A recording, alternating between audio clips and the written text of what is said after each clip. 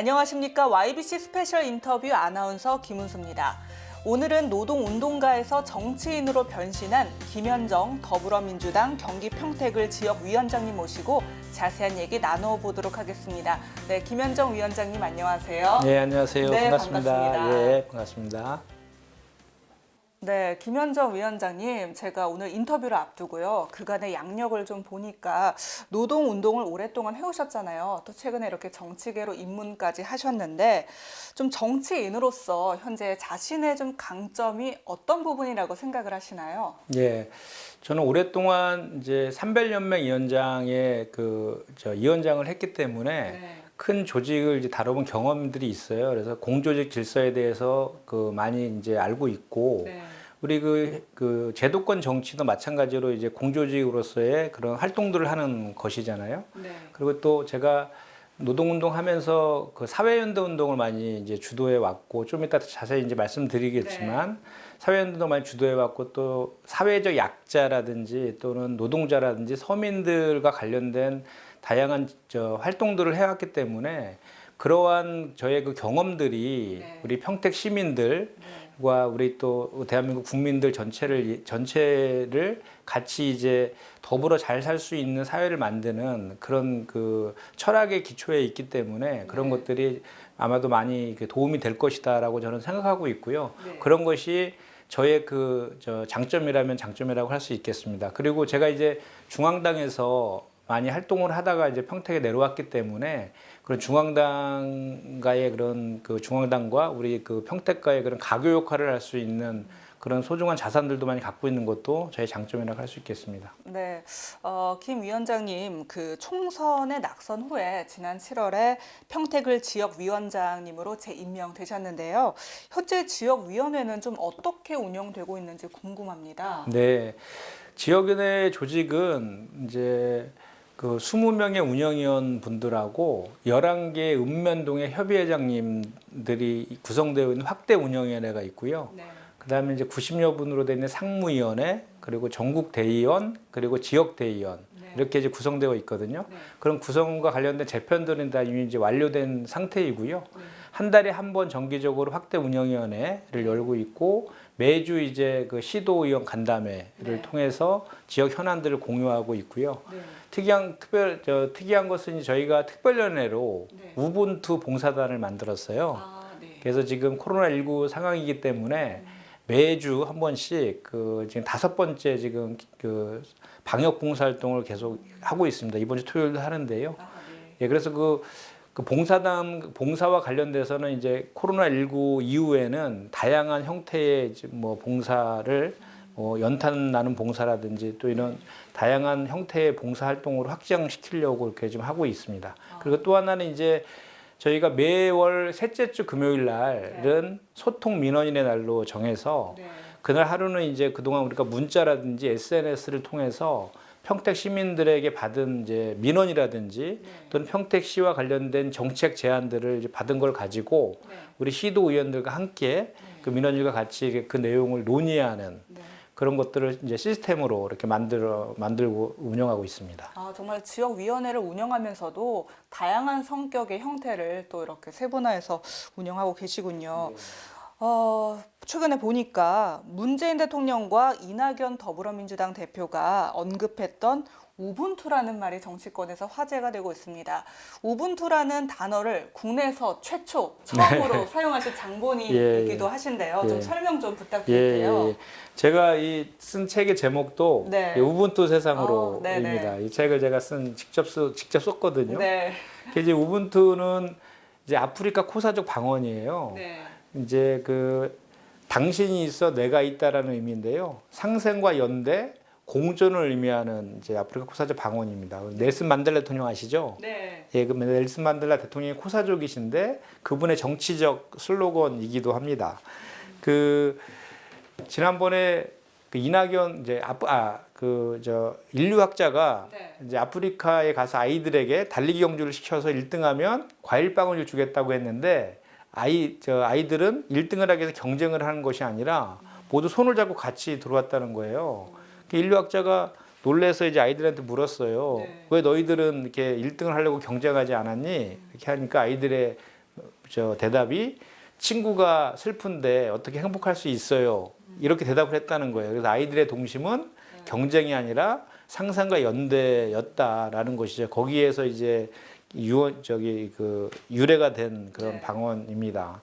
그래서 지난번에 우리 이낙연 당대표께서 네. 국회 연설에서 그 우분투 얘기를 한참 하셨어요. 네. 그래서 저도 상당히 이제 또 거기에 그 다음 날 이제 주호영 그 국민의힘당 그 원내대표께서도 또 우분투 얘기를 하면서 화답을 했고 네. 문재인 대통령께서도 우분투 그 내용이 상당히 의미 있고 좋다 이렇게 네. 또 말씀도 하시고 그래서 우분투가 상당히 유명해졌거든요. 네.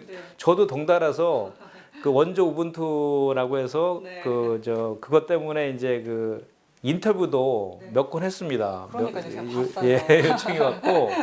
그래서 저는 이제 그때 그 정치권에서의 우분투를 언급한 것은 지금 코로나19 이후에 그 급변하고 있잖아요. 그 사회 경제적인 환경들이. 그리고 같이 이렇게 상생하고 연대하지 않으면 극복하기 힘든 이제 문제들이 많이 생기잖아요. 맞아요. 이게 비대면 사회로 급속도로 이제 전환되고도 있고 요즘 최근에 많이 핫 이슈가 되는 필수 노동자 문제도 있고 그래서 다양하게 해결돼야 될 문제들, 그러니까 민생의 문제, 서민과 노동자를 위한 문제들을 풀어나가기 위해서는 협치와 소통하는 정치가 필요하거든요. 맞아요. 그런 의미에서 우분투를 이제 언급한 것이죠. 그래서 네. 우분투 하면 사회 연대 이런 의미로 보시면 될 것 같고요. 네. 저는 그것을 제가 이제 몇 년 전에 처음으로 이제 우분투라는 말을 쓰기 시작했는데 네. 그 이제 대한민국의 최고 지도층에서 그런 것들을 이렇게 공론화 시켜주니까 대단히 보람지고 그랬습니다. 그래서 더욱더 제가 원조 우분투로서 네. 잘 사회연대 활동을 잘 해야 되겠다 이런 생각도 또 하게 되었죠. 네. 예, 예. 네, 위원장님, 중앙당 노동 대변인으로 임명돼서 활발히 활동하고 계신데요. 이런 전반적인 노동 문제뿐만 아니라 평택대, 현대위의 하청노조 파업 등 이런 지역 노동 문제에 대한 대책이나 좀 해결 방안이 있으신지요? 네. 요즘 뭐 다들 언론을 통해서 많이 지금 나오고 있는데 네. 코로나19 이후에 이제 비대면 노동으로 급속히 이제 바뀌다 보니까 네. 반드시 그런 상황 속에선 그럼에도 불구하고 반드시 이렇게 대면 업무를 해야 되는 노동자들, 그러니까 공기와 같은 노동자죠. 그걸 필수 노동자라고 하는데 네. 그 필수 노동자들이 우리의 그 코로나19 상황에서의 삶에 반드시 필요한 노동을 제공하고 있는 사람인데도 불구하고 법 제도라든지 처우는 상당히 지금 낙후되어 있거든요. 맞아요. 그런 법제도 개선이 되게 필요한 것이 현재 지금 이슈화 되고 있고 네. 저희 더불어민주당과 정부에서도 그와 같은 필수 노동자에 대한 처우 개선을 지금 약속하고 국회에서 지금 법안을 지금 준비하고 있고 그런 상황이에요. 네. 그리고 또 얼마 전에도 택배 노동자가 또 8번째 그 가로사의 문제가 또 사회적 이슈가 되어 있고 네. 그런 문제에 대해서 저 중앙 노동대변인으로서 논평도 내고 이제 실제로 그분들 만나갖고 기자회견도 하고 막 그런 활동들을 다 하고 있거든요. 네. 그런 문제들은 우리가 그 같은 같은 이제 대한민국 사회에서 사는 같은 시민으로서 네. 그 문제들에 관심을 좀 가져야 될 필요가 있을 것 같고요. 네. 우리 평택 같은 경우에는 이제 제가 처음에 공천 받고 내려왔을 때 우리 평택대에 현수막이 많이 걸려 있더라고요. 네. 빨간색으로 된. 네. 여기 노사분규가 있구나라는 정도로 생각하고 있었는데 그 총선 이후에도 계속해서 몇 달간 그 공방이 있었더라고요. 그래서 네. 제가 이제 그 내용을 이제 확인해 보고 또 이제 면담도 했거든요. 그 교직원 노조 분들하고 또 교수 분들하고도 이렇게 면담을 하고 그래서 내용을 좀 확인을 해보니까 이 문제를 빨리 이제 해결하지 않으면은 이 사실은 평택대가 그 전 총장, 전에 있는 총장의 비리 문제로 사퇴하면서 퇴진하면서 관선 인사 체제로 지금 운영되고 있거든요. 네. 사실 평택대는 지금 그 공영형 사립대로 전환하기 위해서 학교뿐만 아니라 그 지역의 시민단체 등에서도 같이 지금 노력을 상당히 하고 있는 그런 과정인데 이러한 노사분규가 장기화되면 그런 문제들을 해결할 수가 없거든요. 노사 문제가 바로 이제 임단협의 문제하고 이제 학교 정상화 이런 문제들이 맞물려 있었는데 적어도 임단협 문제를 풀면은 그 이제 현수막이나 이런 것들은 이제 다 띄어지고 공영형 사립대라든지 학교 정상화의 문제만 남기 때문에 네. 거기에 있어서 학교의 구성원들이 그 같이 협심하면서 그 문제를 풀어나가면 되겠다라고 생각해서 제가 이제 국회하고 그 교육부를 통해서 네. 그 임단연 문제에 대해서 중재를 좀 했어요. 네. 그래서 다행히 이제 그 문제들이 잘 풀렸던 경험이 있고요. 그래서 현수막들은 지금 다 이제 떼고 이제 공영원 사립대와 관련된 현수막으로 바꿔져 있죠. 네. 그래서 약간 보람을 느꼈고요. 또 하나는 이제 우리 포승에 있는 이제 현대이하라는 네. 그 공장이 있어요. 네. 그 현대이하 평택 공장인데 거기에서 근무하는 이제 비정규직 노동자들이 이제 저 사내하청 불법 파견을 이유로 그 회사를 상대로 소송을 했거든요. 그래서 1심, 2심에서는 노동자들이 승소를 했어요. 네. 그리고 올해 말 안에 이제 그 대법원 판결이 확정 판결이 날 것으로 기대가 되는데 특별한 그 법률적인 그 하자가 없다라고 하면 네. 이제 2심이 확정될 가능성이 높거든요. 그렇게 되면 이제 회사는 그 노동자들을 직고용해야 되는 그런 상황인데 이런 상황 속에서 회사가 이제 그 비정규직 노동자들을 울산에 있는 공장으로 전보 조치를 했거든요. 네.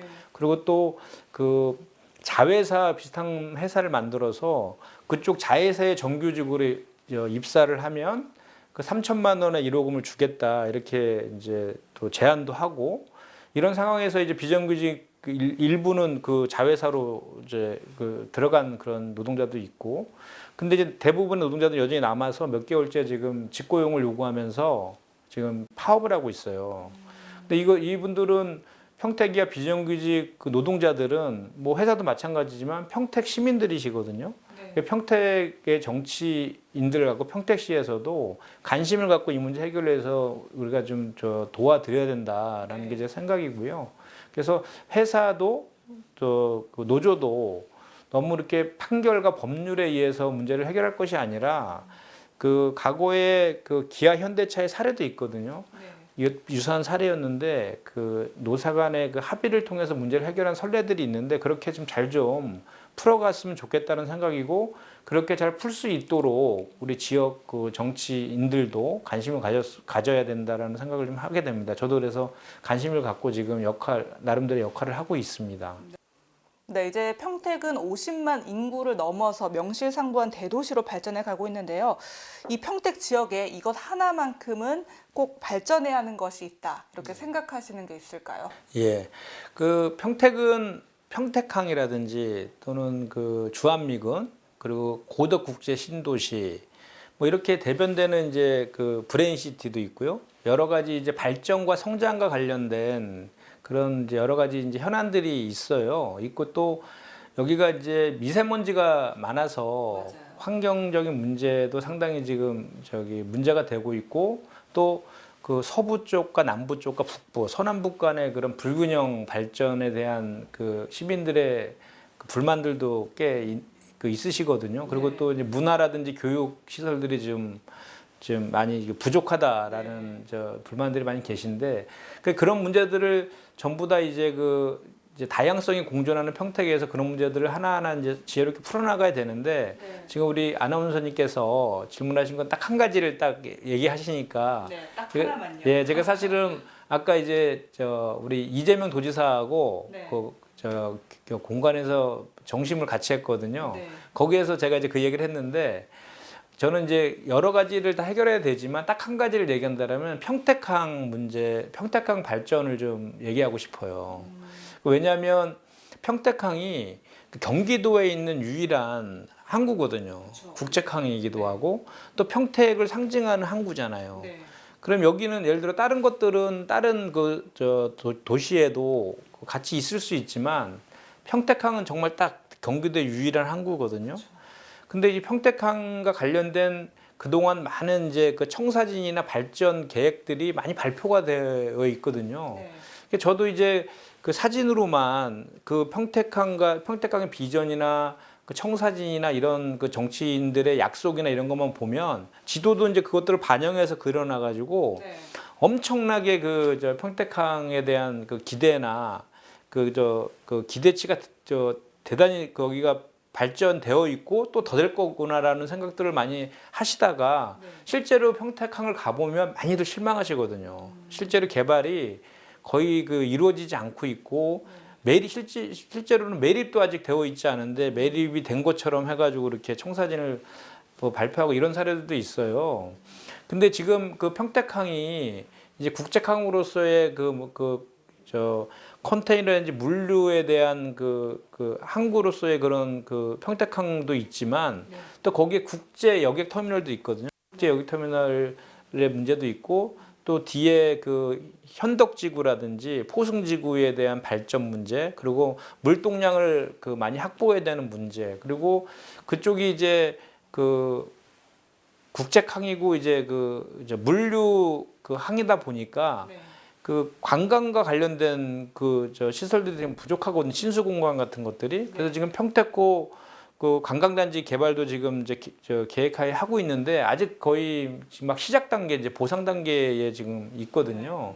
그러니까 그런 것들을 좀 더 우리 평택시뿐만 아니라 경기도도 네. 그리고 또 중앙 정부도 관심을 갖고 이 평택항의 그 저기 전반적인 그런 발전과 성장을 할 수 있도록 그런 그 관심과 그 관심을 일단 집중시키는 것이 중요할 것 같고요. 그런 관심이 집중되었을 때 예산도 이제 배정이 될 거고 거기에 관련된 사업들도 진척이 훨씬 더 빨리 될 거거든요. 네.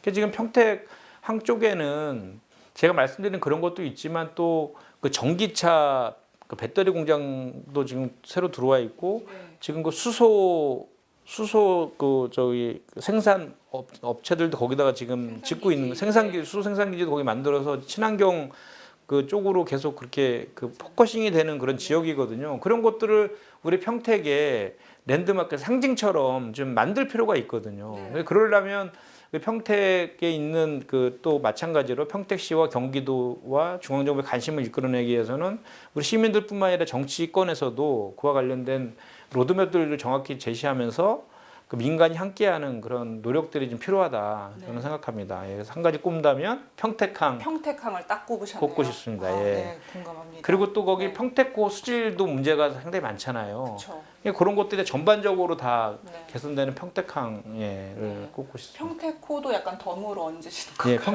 평택고 수질이 네. 지금 상당히 안 좋아요. 맞아요. 그 10개의 그 하천들이 이제 모이는 곳이 이제 평택호인데 네. 그래서 그와 관련해서 평택고 수질 개선을 하려면 우리 평택시만으로는 안 되거든요. 네. 그 관련되어 있는 11개의 하천들이 흘러나오는 이제 지자체라든지 또는 거기에 속해 있는 정치인들 그리고 중앙에는 환경부가 네.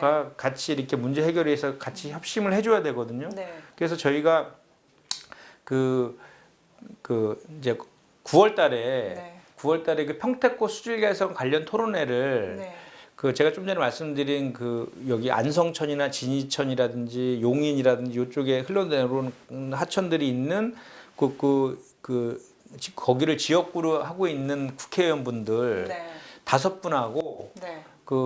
저 환경부를 관할하는 상임위인 환노위 의원 한 분하고 해서 저랑 해서 그 국회에서 토론회를 준비했었거든요. 그래서 네. 코로나19 때문에 연기되어 있어요. 그래서 11월 2일 날 그 평택고 수질 개선 토론회를 국회에서 할 예정으로 있어요. 11월 2일이요. 11월 2일입니다. 그래서 그런 것들을 자꾸 이렇게 공론화시키고 이렇게 맞아요. 해서 이제 중앙정부야 중앙정부의 관심을 좀 유도할 필요가 있는 것 같습니다.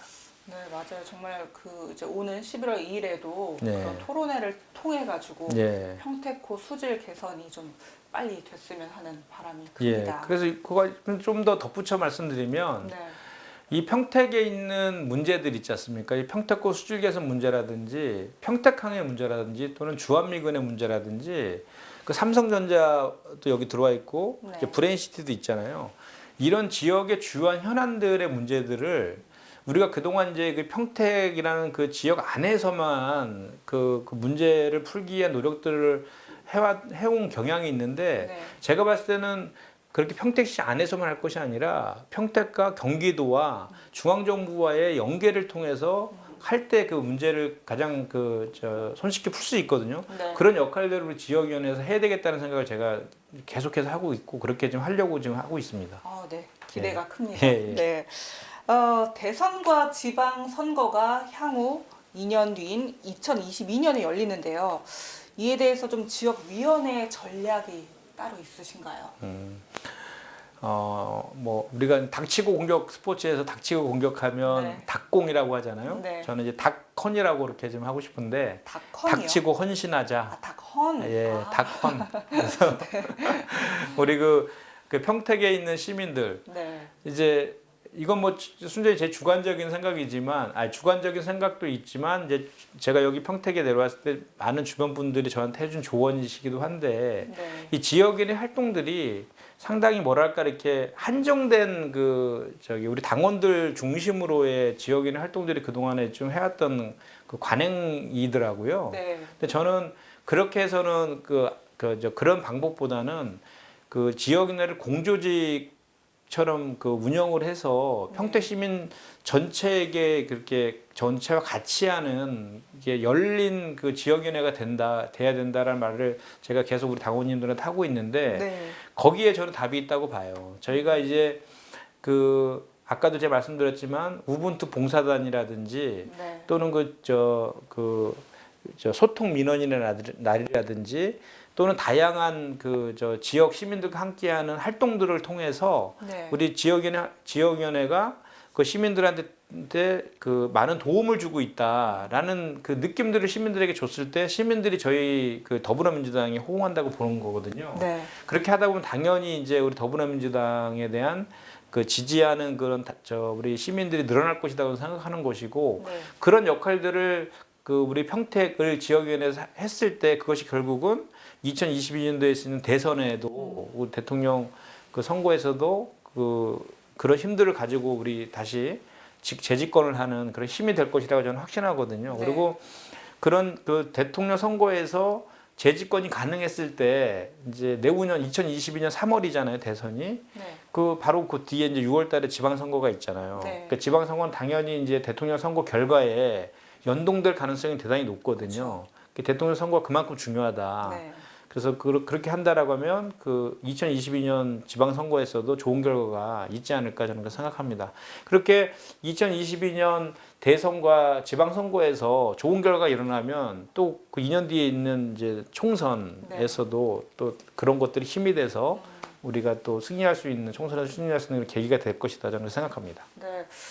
김 위원장님 말씀 듣고 보니까 앞으로의 계획이 굉장히 많으실 것 같고요. 행보에도 참 관심이 가져지는데요. 앞으로의 계획, 행보에 대해서 좀 말씀해 주세요.